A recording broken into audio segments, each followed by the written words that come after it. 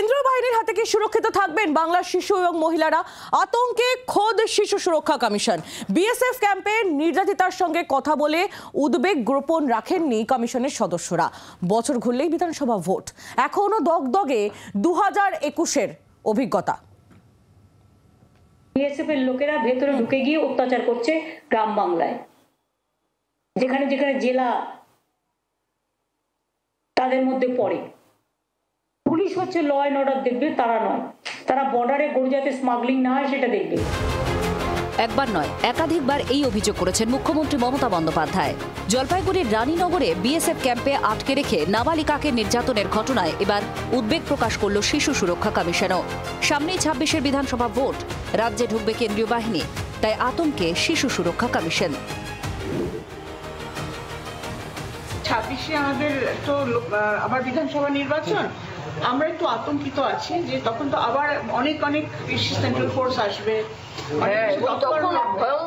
তখন কি হবে সেটা নিয়ে আমরা খুব চিন্তিত আছি। কারণ এর আগে 2021 সালে আমাদের অভিজ্ঞতা আছে, খুব খারাপ অভিজ্ঞতা আছে, সেই জন্য আমরা সেটা নিয়েও খুব চিন্তিত আছি।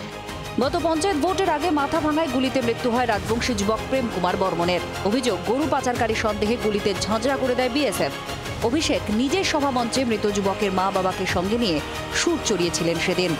আমি এই মা বাবা, সন্তানহারা মা বাবাকে সামনে রেখে আপনাদেরকে কথা দিয়ে যাচ্ছি, যেই কাজটা করেছে তার মাথায় যদি ভারতবর্ষের প্রধানমন্ত্রীরও হাত থাকে, আমি এর শেষ দেখে ছাড়ব। গত বৃহস্পতিবার জলপাইগুড়ির রানীনগর বিএসএফ ক্যাম্প থেকে উদ্ধার করা হয় এক নাবালিকাকে। ক্যাম্পে 2 রাত আটকে রেখে তাকে নির্যাতনের অভিযোগ ওঠে। রবিবার নাবালিকার সঙ্গে কথা বলতে জলপাইগুড়ি সার্কিট হাউসে যায় শিশু সুরক্ষা কমিশন।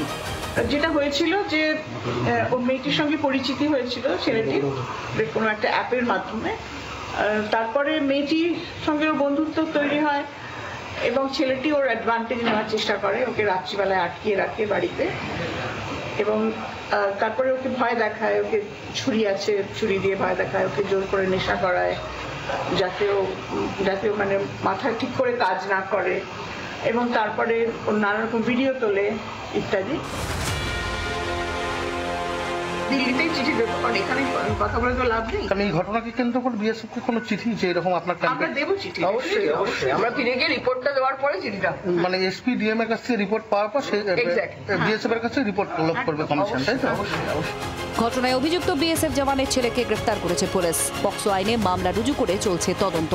জলপাইগুড়ি থেকে প্রদ্যুৎ দাসের রিপোর্ট, জি 24 ঘন্টা। বাংলার আওয়াজ, বাঙালির আবেগ, জি 24 ঘন্টা।